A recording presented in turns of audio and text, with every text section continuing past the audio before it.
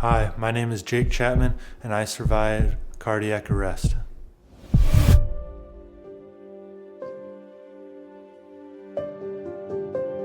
The day of the cardiac arrest, the last thing I remember is being at practice.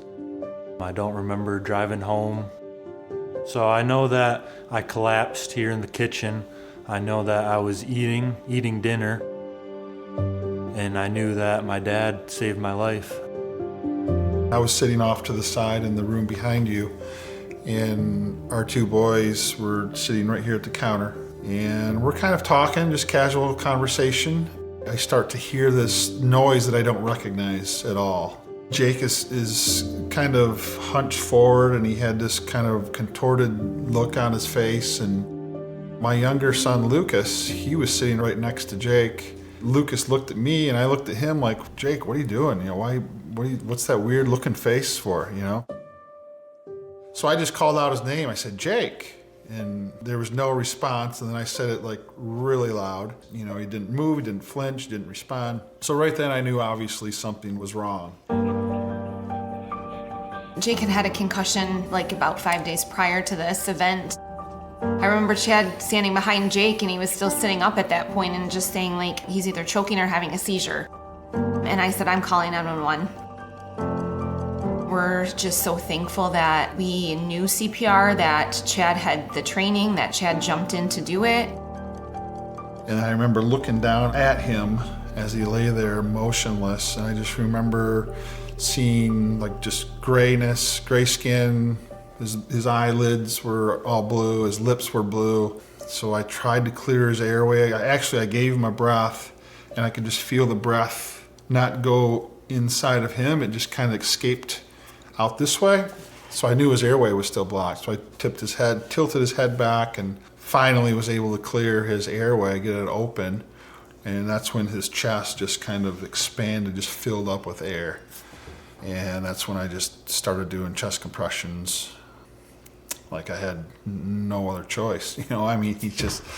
It's all a blur. It happened so fast, but just very, very thankful of the ending.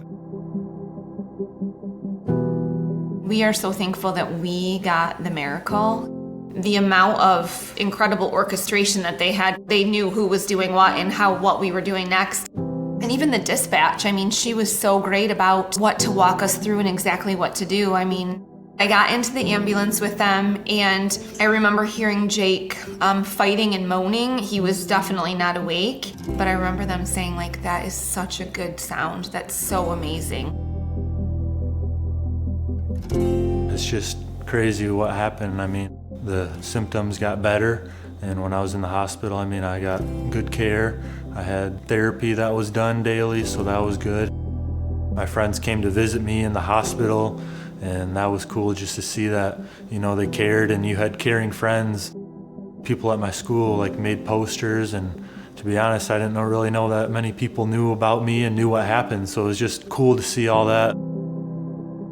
It's not anything that any parent or any person wants to experience, but I'm so thankful that I was there, we were there to experience it, to help Jake when he needed it the most. I remember Jake sending you a text after we had told our story one time, and he hadn't heard our version of it in that sort of detail or in that sort of just linear way. And maybe an hour later, he sent you a text and said, thank you for saving my life. It can really happen to anyone. For me, there was no cause, and I guess that's still concerning, but I learned that it can happen to anyone and that there was no reason that it happened to me. I didn't take a step back on basketball. Obviously I worried at the start, will it happen during when I play basketball, but it happened at rest. So it motivated me to play basketball again, and obviously I want to play football again too. When he got in the game the first time, I of course had tears in my eyes, and then he scored a basket, and it was a standing. He came in and to a standing ovation, scored a basket, standing ovation. And then the very last game, he decided the last game he was gonna dunk, and he did. Before my cardiac arrest, I had no idea who the American Heart Association even was or what they did. But now that I do, I respect them a lot. They provide CPR and videos, and I don't know where I would be without CPR and my dad knowing CPR. Continue to spread the mission.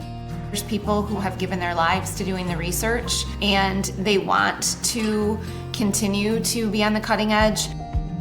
But those funds have to come from somewhere. I mean, Jake, someone funded the research to give him his ICD, and that is the only reason that I can sleep at night.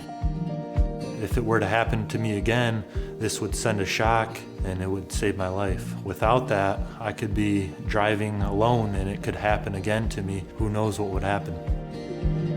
Not only does the American Heart Association need that money for research, but it also creates that awareness part where all of us have a part in it. Putting training or putting the cause in all of our, just ordinary people's hands to make a difference. Jake was always just so quiet before his cardiac arrest, and this has empowered him to find a voice. We're so incredibly proud of him. And that his basketball team wanted to all learn CPR. The American Heart Association came in and trained them, and so now there's another team of kids going out into this world who have some knowledge and who are feel empowered to jump into action. He's given us so many incredible memories. I just can't imagine if those would have been the last one. Jake cares about his family, he cares about his friends, and it's really been cool to watch him come into his own.